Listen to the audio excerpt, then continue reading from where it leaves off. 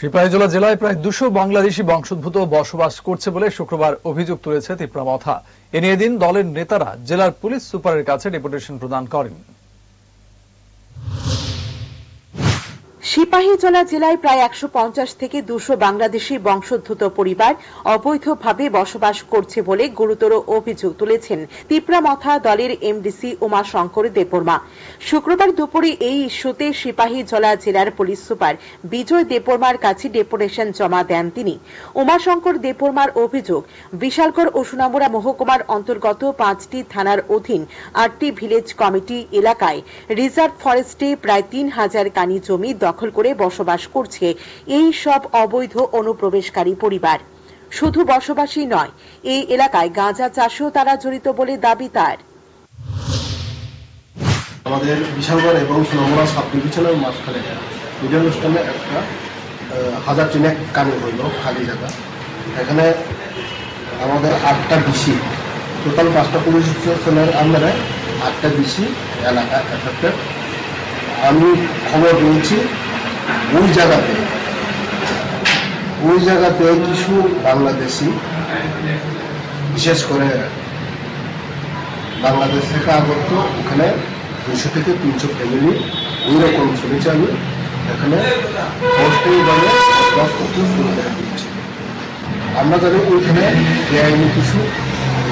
বেআইনি নেশা জাতীয় কিছু চার্জ হয়, ওই চার্জ করতে সূত্রে ওইখানে অস্থায়ীভাবে বসবাস করতে শুরু করে দিয়েছে এবং ওরা খুব অনলাইন, খুব হিংস্র, যার দ্বারা কাছে কেউ যেতে পারে না।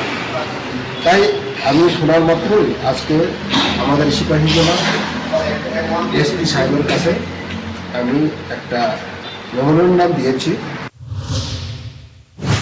এই ডেপুটেশনে উমাশঙ্করের সঙ্গে উপস্থিত ছিলেন Bishramganj TTAADC sub zonal chairman Sanjit Debbarma, Pandav Debbarma, Bablu Debbarma ও বিমল দেববর্মা।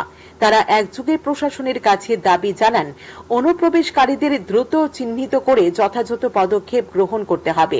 সেই সঙ্গে এই অবৈধ কার্যকলাপে যুক্ত ব্যক্তিদের চিহ্নিত করে বাংলাদেশে ফেরত পাঠানোরও জোর দাবি তুলেন তারা।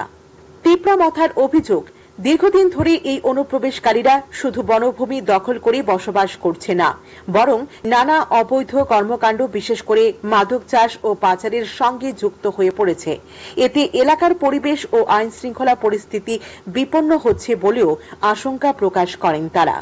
ডেপুটেশনে তারা অনুরোধ করেছেন, সিপাহীজলার সংশ্লিষ্ট এলাকাগুলিতে প্রশাসনিক নজরদারি বৃদ্ধি করে বনভূমি পুনরুদ্ধার ও মাদক চক্রের বিরুদ্ধে তৎপরতা শুরু হোক। তিপ্রা নেতাদের মতে এই ইস্যু নিয়ে অবিলম্বে পদক্ষেপ না নিলে ভবিষ্যতে সামাজিক ভারসাম্য এবং নিরাপত্তা দুটোই হুমকির মুখে পড়বে। ঘটনাটি নিয়ে এলাকায় চাঞ্চল্য ছড়িয়েছে।